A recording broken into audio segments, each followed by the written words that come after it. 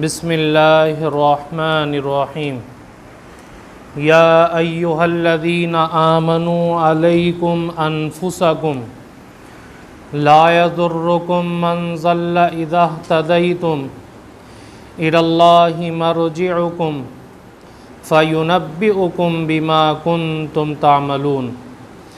صدق اللہ مولانا العظیم۔ اللہم صلی علی سیدنا و مولانا محمد وعلی آل سیدنا و مولانا محمد وبارک وسلم۔ محترم بزرگوں اور دوستوں، عزیز ساتھیوں، میں نے جو قرآن کریم کی آیت تلاوت فرمائی، یہ آیت کریمہ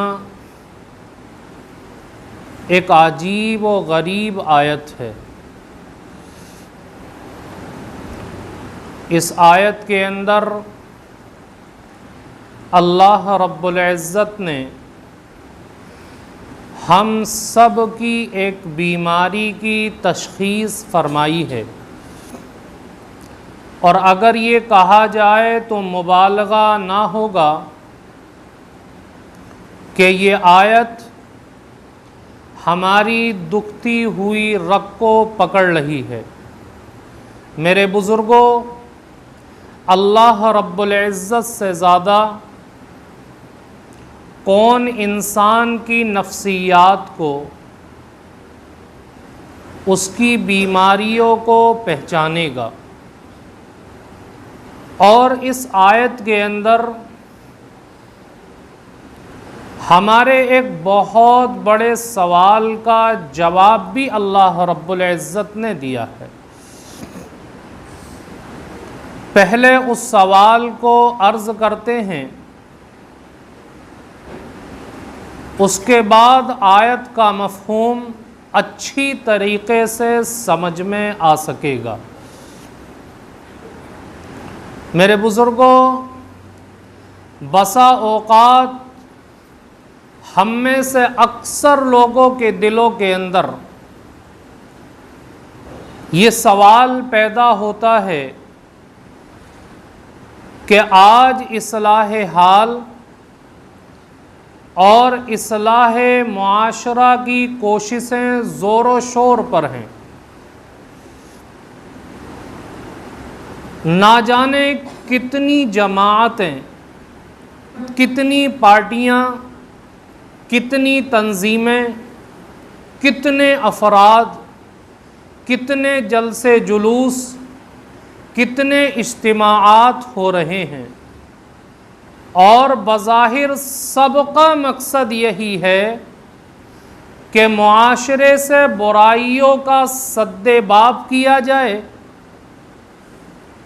معاشرے سے برائیوں کو ختم کیا جائے اور اچھائیوں کو پھیلایا جائے۔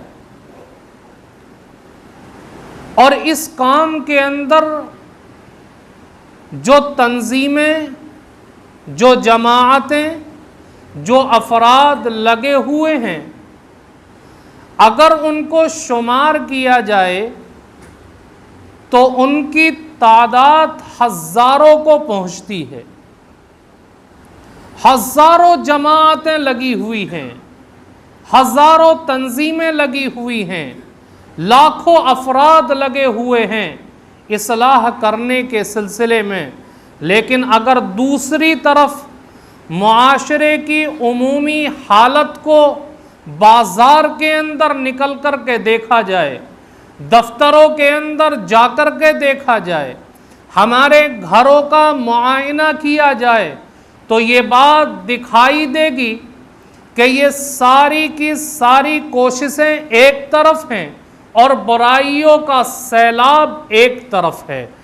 اگر دیکھا جائے تو یہ بات سمجھ میں آئے گی کہ اتنی کوشش اور محنتوں کے باوجود برائیوں کے اندر اضافہ ہو رہا ہے، اچھائی کے اندر اضافہ نہیں ہو رہا۔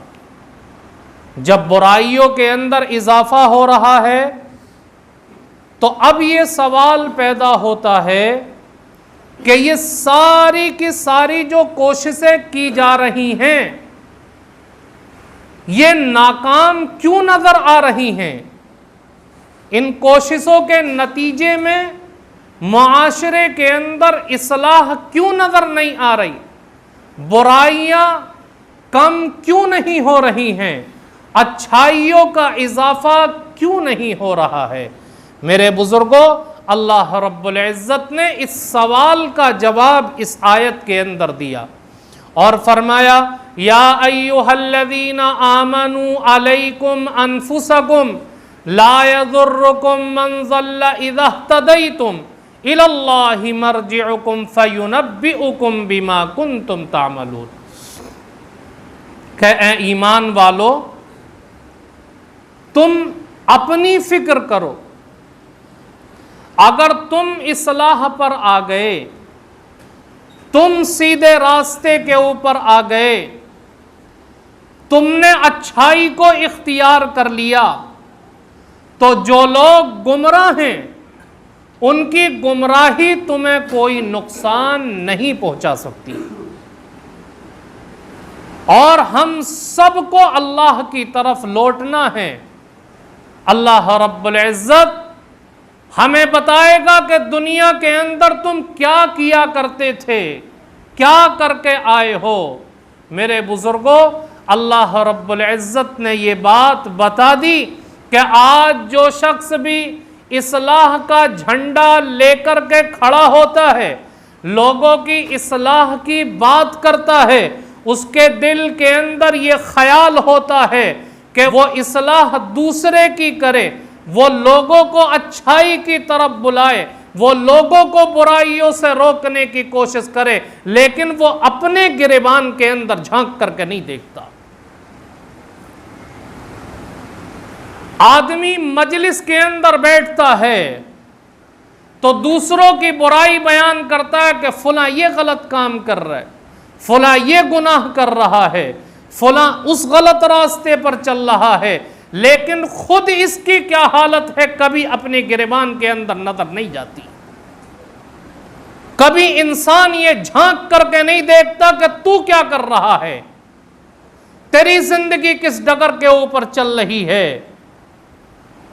تو کتنا اللہ کے احکامات پر عمل کر رہا ہے۔ جب آدمی دوسروں کی اصلاح کی کوشش کرے گا، اپنے گریبان کے اندر جھانک کر کے نہیں دیکھے گا، تو یاد رکھیں اس بات کو کہ اس کی اصلاح، اس کی کوشش، اس کی دعوت کبھی اثر انداز نہیں ہو سکتی، کبھی کارگر نہیں ہو سکتی۔ صحابہ کرام ہر وقت اس فکر کے اندر رہا کرتے تھے کہ ان کی زندگی کا کوئی فعل، ان کی زندگی کا کوئی عمل، ان کی کوئی ادا اللہ رب العزت اور نبی کریم علیہ السلام کے حکم کے خلاف تو نہیں ہے۔ جب یہ فکر رہا کرتی تھی تو وہ جس کو دین کی دعوت دیتے تھے اس کی زندگی کے اندر انقلاب آیا کرتا تھا، اور انہوں نے دنیا کے اندر انقلاب برپا کر کے دکھایا۔ علامہ ابن جوزی رحمت اللہ علیہ بڑے مشہور واعظ گزرے، لکھا ہے ان کے بارے میں کہ لوگوں کے درمیان بیٹھ کر کے ایک واعظ کیا کرتے تھے کہ ایک واعظ پر 900 آدمیوں نے اپنے گناہوں سے ان کے ہاتھ پر توبہ کی۔ حالانکہ کوئی جوشیلی تقریر نہیں تھی، لیکن کیا تھا کہ خود ان کا عمل اس کے اوپر تھا جو وہ کہا کرتے تھے۔ اس لیے میرے بزرگوں، اللہ رب العزت نے یہ نصیحت فرمائی اس آیت کے اندر اور بیماری کا علاج بتلایا کہ دیکھو، پہلے اپنی فکر کرو، اپنے گھر کی فکر کرو۔ اگر تم اپنی فکر کرو گے، اپنی اصلاح کی فکر کرو گے، اپنے گھر والوں کی اصلاح کی فکر کرو گے، تو جب ایک گھر سدھرے گا، اس طریقے سے ہر آدمی جیسی فکر کرتا چلا جائے گا، ہر گھر دھیرے دھیرے سدھرتا چلا جائے گا. اور جب ہر گھر سدھرے گا تو پھر ہم جب اپنے کسی پڑوسی سے، اپنے کسی بھائی سے، اپنے کسی محلے والے سے دین کی بات کریں گے، دین کی دعوت دیں گے، تو ہماری دعوت اس کے اوپر اثر کرے گی اور وہ ہماری بات مان کر کے وہ بھی اللہ کے گھر تک آنے والا بنے گا. اللہ کے نبی علیہ الصلاۃ والسلام نے 23 سال کی اندر پورے جزیرہ عرب کی کایا پلٹ کر کے رکھ دی، بلکہ یہ کہا جائے کہ پوری دنیا کی کایا پلٹ کر کے رکھ دی. کیوں؟ اس لیے کہ اللہ کے نبی علیہ الصلاۃ والسلام نے اپنی امت کے افراد کو جس چیز کا حکم دیا اس سے زیادہ خود آپ نے اس کے اوپر عمل کیا. آپ نے امت کے افراد سے کہا کہ تمہارے اوپر 5 وقت کی نماز فرض ہے، تمہیں 5 وقت نماز پابندی کے ساتھ پڑھنی ہے. تو اللہ کے نبی علیہ الصلاۃ والسلام نے خود 8 وقت کی نماز پڑھی. کتنے؟ 8 وقت کی. 5 وقت کی تو روزانہ جو فرض نماز ہے، دوسرے اشراق، چاشت اور تہجد. 8 وقت کی نماز اللہ کے نبی پابندی کے ساتھ پڑھا کرتے تھے. آپ نے لوگوں کو اللہ کے راستے میں خرچ کرنے کا حکم دیا اور لوگوں سے کہا کہ تم اپنے مال کا 40واں حصہ غریبوں کے اوپر خرچ کرو. تو یہ بات کا حکم دینے سے پہلے اللہ کے نبی نے خود امت سے زیادہ اس کے اوپر عمل کیا کہ آپ کے گھر کے اندر جو بھی مال آتا ضرورت سے زائد جو ہوا کرتا تھا اللہ کے نام پر قربان کر دیا کرتے تھے. ایک مرتبہ اللہ کے نبی علیہ الصلاۃ والسلام مسجد کے اندر نماز پڑھانے کے لیے تشریف لائے. آپ مصلی کے اوپر کھڑے ہو گئے، نماز کی تکبیر بھی ہو گئی.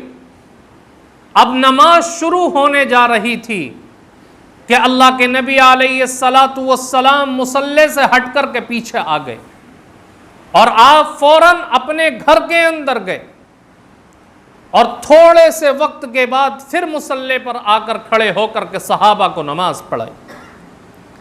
صحابہ کرام نے پہلی مرتبہ یہ عمل دیکھا تو نماز سے فراغت کے بعد معلوم کیا اللہ کے نبی آپ مصلی چھوڑ کر کیوں چلے گئے تھے؟ یہ عمل ہم نے آپ سے اس سے پہلے نہیں دیکھا، آخر کیا وجہ ہے؟ اللہ کے نبی علیہ الصلاۃ والسلام فرماتے ہیں کہ جب میں مصلی کے اوپر نماز کے لیے کھڑا ہوا تو مجھے خیال آیا کہ میرے گھر کے اندر 7 دینار رکھے ہوئے ہیں جو ضرورت سے زائد ہیں. تو میں پہلے ان کو ٹھکانے لگانے کے لیے گیا، کسی غریب کو صدقہ کرنے کے لیے گیا. کیوں؟ اس لیے کہ یہ ہو نہیں سکتا کہ محمد اللہ کے سامنے کھڑا ہو اور اس کے گھر کے اندر ضرورت سے زائد سامان پڑا ہوا ہو.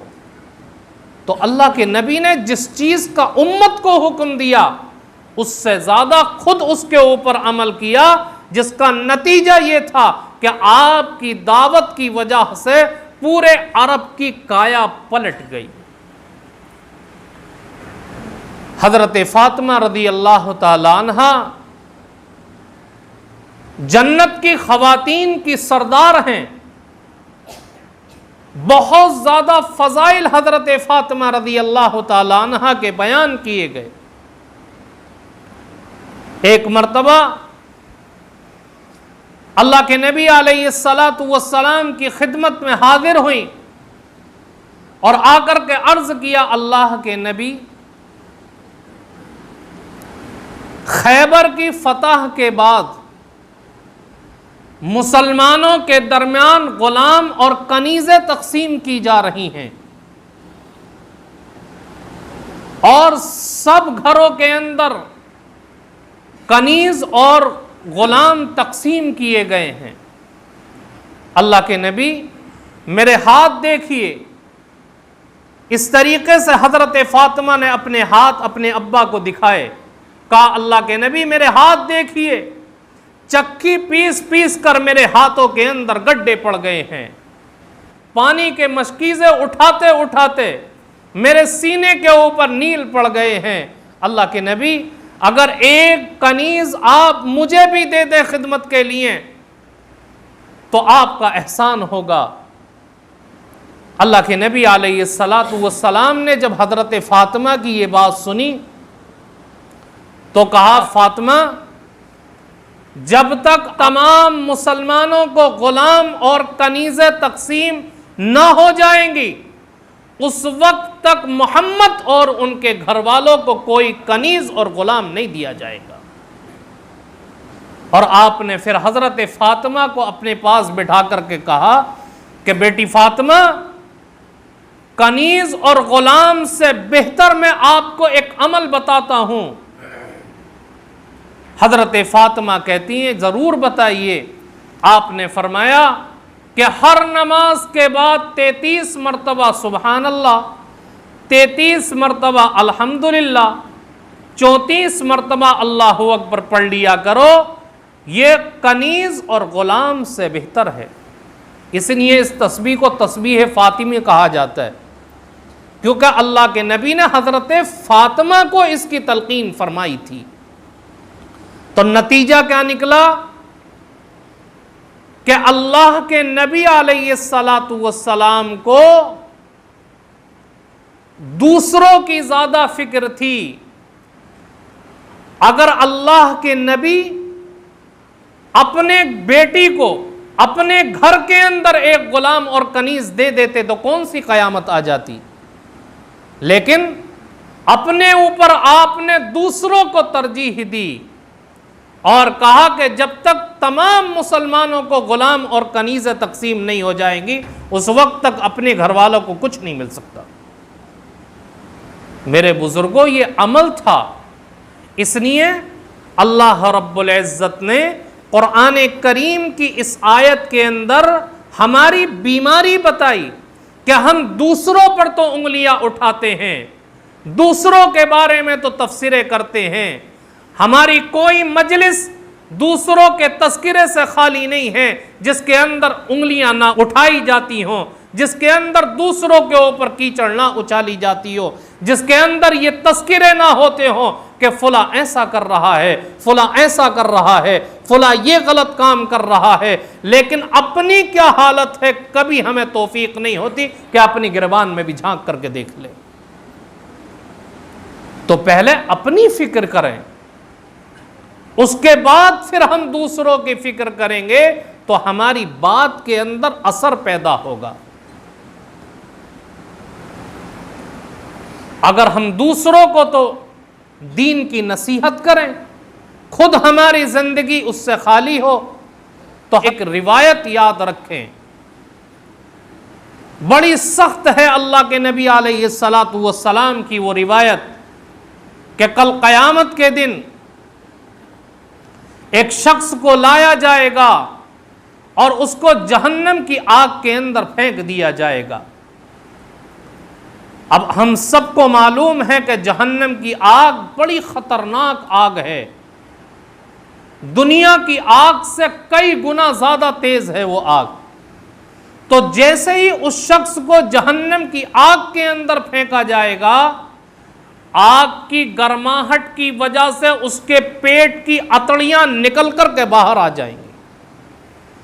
جیسے ہی اتڑیاں باہر آئیں گی تو وہ اپنی اتڑیوں کے ارد گرد اس طریقے سے گھومے گا جیسا کہ آپ نے دیکھا ہوگا گاؤں دیہات میں پہلے تیل نکالا کرتے تھے تو کولو کے اندر گدھا یا بیل جوڑ دیا کرتے تھے، وہ اس کو لے کر کے گھومتا رہتا تھا اور تیل نکلتا رہتا تھا۔ اللہ کے نبی فرماتے ہیں کہ وہ شخص اسی کولو کے بیل کی طرح اپنی اتریوں کے ارد گرد گھومتا رہے گا۔ کچھ لوگ دیکھیں گے تو دیکھ کر کے اس کو پہچان لیں گے اور کہیں گے میرے بھائی یہ کیا ماجرا ہے، آپ تو دنیا کے اندر بڑی اچھی باتیں کیا کرتے تھے، آپ تو دنیا کے اندر ہمیں نصیحت کیا کرتے تھے، لیکن آج آپ کے ساتھ یہ معاملہ کیوں ہو رہا ہے؟ وہ کہے گا میرے بھائی میں آپ کو تو نصیحت کرتا تھا لیکن میری زندگی خود اس عمل سے خالی تھی، میں خود اس کے اوپر عمل نہیں کیا کرتا تھا۔ آج آدمی کہتا ہے میرا بیٹا نماز نہیں پڑھتا، میری بیوی نماز نہیں پڑھتی، میرے گھر والے نماز نہیں پڑھتے، لیکن خود کیا کر رہا ہے اس چیز کو نہیں دیکھتا۔ پہلے خود نماز پڑھے، خود عمل کرے، پھر اس کا دیکھا دیکھی اس کے گھر والے، اس کے بچے خود دین کی طرف آنے کی کوشش کریں گے۔ تو پہلے خود عمل کرے اور اپنے گھر کو سدھارنے کی اور اپنے آپ کو سدھارنے کی فکر کرے۔ جب یہ اپنے آپ کو سدھارے گا انسان، پھر اپنے گھر والوں کی فکر کرے گا، اپنے بیوی بچوں کی فکر کرے گا، تو ایک چراغ سے دوسرا چراغ روشن ہوگا، دوسرے سے تیسرا روشن ہوگا، اس طریقے سے چراغ پہ چراغ روشن ہوتے چلے جائیں گے۔ ہم میں سے ہر آدمی اس بات کا آج ارادہ کر لے کہ آج کے بعد سے ہم اس مجلس سے یہ عہد کر کر اٹھتے ہیں کہ ہم اپنی زندگی کو سدھارنے کی کوشش کریں گے، ہم اپنے آپ کو گناہوں سے بچانے کی کوشش کریں گے، ہم اپنے آپ کو اللہ کے احکام کے توڑنے سے بچائیں گے۔ میرے بزرگوں، اگر ہم نے یہ عہد کر لیا اور پھر ہم نے کوشش کی تو یہ بتائیں کہ آج کتنے افراد یہاں پر موجود ہیں۔ جب ہر آدمی اپنے کو سنوارنے کی فکر کرے گا، اتنے افراد سدھریں گے تو ان کو دیکھ کر گھر والے سدھریں گے، گھر والوں کو دیکھ کر ایک محلہ سدھرے گا، پھر اس محلے سے دوسرا محلہ، اس طریقے سے چراغ پہ چراغ روشن ہوتے چلے جائیں گے۔ صحابہ کرام کا کیا حال تھا؟ آپ نے صحابہ کرام کے بارے میں سنا ہوگا کہ ایک ملک کے اندر دو صحابی گئے اور وہاں جا کر کے انہوں نے ایک دکان شروع کی۔ جب دکان شروع کی تو دیکھا کہ لوگ ان کی دکان کے اوپر سامان لینے کے لیے زیادہ آتے تھے، اور جیسے ہی نماز کا وقت ہوتا وہ اپنی دکان کو بند کر دیا کرتے تھے، لیکن سامان لینے والے دکان کے باہر لائن لگا کر کے کھڑے رہتے تھے۔ کوئی معلوم کرتا کہ آپ یہاں سے سامان لینے کے لیے لائن میں کیوں کھڑے ہو، دوسری دکان سے جا کر کے لے لو، تو لوگ کہا کرتے تھے کہ ہم سامان خریدیں گے تو انہی سے خریدیں گے، اس لیے کہ یہ جو سامان بیچتے ہیں سچ بول کر کے بیچتے ہیں، ان کے سامان کے اندر دھوکہ دھڑی نہیں ہوتی، یہ لوگوں کے ساتھ غداری نہیں کرتے، ایمانداری کے ساتھ دھندا کرتے ہیں۔ لوگ ان دونوں صحابہ کرام سے معلوم کیا کرتے تھے کہ آپ نے تجارت کا یہ طریقہ کہاں سے سیکھا؟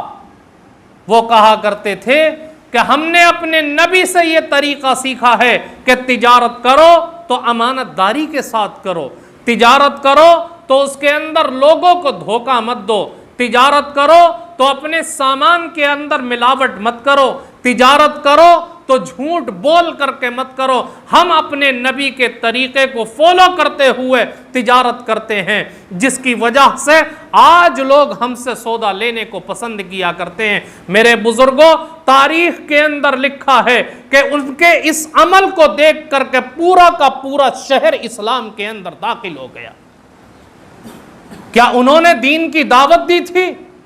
نہیں، اپنے آپ کو اللہ کی نبی کے تعلیمات کے مطابق انہوں نے ڈھالنے کی کوشش کی اور اللہ کے نبی کی تعلیم کے مطابق تجارت کی، ان کے اس عمل کو دیکھ کر پورا شہر اسلام کے اندر داخل ہو سکتا ہے، تو کیا اگر ہم اپنے آپ کو سدھار لیں گے، اپنے آپ کو گناہوں سے بچا لیں گے، اپنے آپ کو اللہ کے فرائض کا پابند بنا لیں گے، تو کیا ہمارے عمل کو دیکھ کر دوسرے لوگ نصیحت حاصل نہیں کریں گے؟ ضرور کریں گے۔ ہم بھی تو اللہ کے بندے ہیں، ہم بھی تو اللہ کے پیدا کیے ہوئے ہیں۔ اس لیے میرے بزرگوں، اللہ نے اس آیت کے اندر یہ صاف اعلان کر دیا کہ تم اپنی فکر کرو، اپنے آپ کو سدھارنے کی کوشش کرو، اپنی اصلاح کر لو۔ اگر اپنی اصلاح کر لو گے تو گمراہ لوگوں کی گمراہی تمہیں نقصان نہیں پہنچا سکتی۔ جب ہم اپنی فکر کر لیں گے تو اس طریقے سے پورا کا پورا معاشرہ سدھرتا چلا جائے گا۔ اللہ تعالی ہم سب کو کہنے سننے سے زیادہ عمل کی توفیق عطا فرمائے۔ وما علینا الا البلاغ۔